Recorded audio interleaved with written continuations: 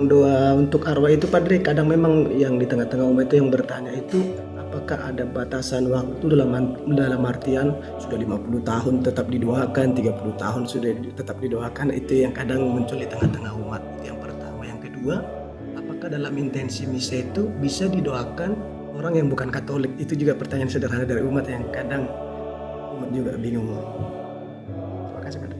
Iya, oke.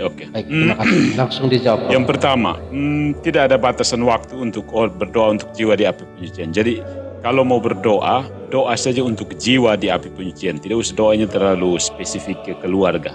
Jiwa di api penyucian, ya semua kan keluarga kita kan, kita sebenarnya keluarga besar.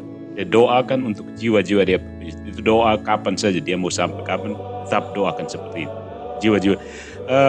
Seseorang mungkin kamu mendoakan secara singkat itu, dalam tradisi gereja itu ada yang namanya misa Gregorian. Misa Gregorian itu adalah misa selama 30 hari dengan intensi untuk orang tertentu. Selepas misa Gregorian, dia dilepaskan sebagai sekedar jiwa di api penyucian. Jadi kalau intensi khusus misalnya untuk mama saya yang baru saja meninggal, saya secara khusus itu mendoakannya selama 30 hari berturut-turut. Perayaan Ekaristi 30 hari berturut-turut khusus untuk intensi dengan dia.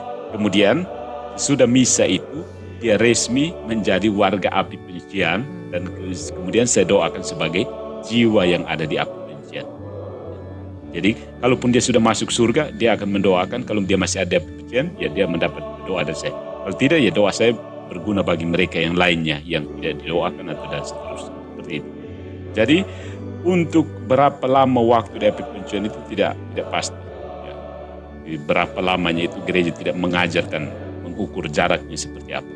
Tetap didoakan bahwa kalau seseorang sudah bebas dari hukuman akibat siksa dosa, ya dia bisa bersatu dengan Tuhan. Kalau belum, ya ada yang sekejap di api penyucian, ada yang bahkan berabad-abad di api penyucian.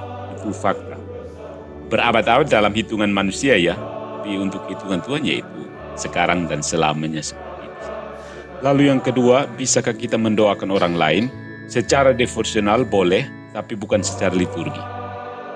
Jadi kalau mau buat intensi waktu misa, tidak perlu untuk yang aneh-aneh. Misalnya dulu saya masih ingat pernah waktu Niki Ardila meninggal karena kecelakaan, ada orang yang kasih intensi istirahat kekal untuk Niki Ardila. Itu kayaknya terlalu buat-buat ya. Mau doakan secara devosional boleh, karena kita diminta oleh Tuhan mendoakan bahkan musuh-musuh kita, silahkan mendoakan.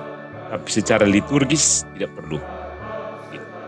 Liturgis itu doa seluruh gereja ya, doa resmi gereja yang tidak butuh tambahan-tambahan lain.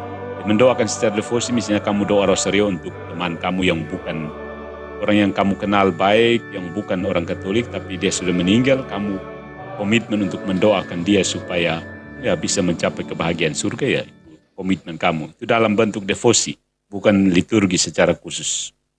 Ya.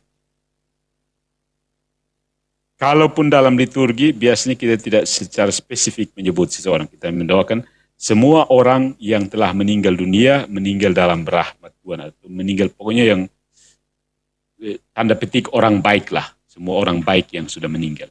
Itu disebut secara umum, tidak spesifik. Dan di situ sudah termasuk orang yang kamu kenal, yang bukan Katolik, yang telah meninggal dunia. Tapi kalau secara devosional, silahkan doakan secara spesifik di dalam devosi-devosi kamu. Doa semalam sebelum tidur, bangun pagi, doa rosario di mana, dan seterusnya. Tapi bukan intensi khusus waktu misa. Itu mengganggu doa gereja, mengganggu liturgi gereja. Terima kasih.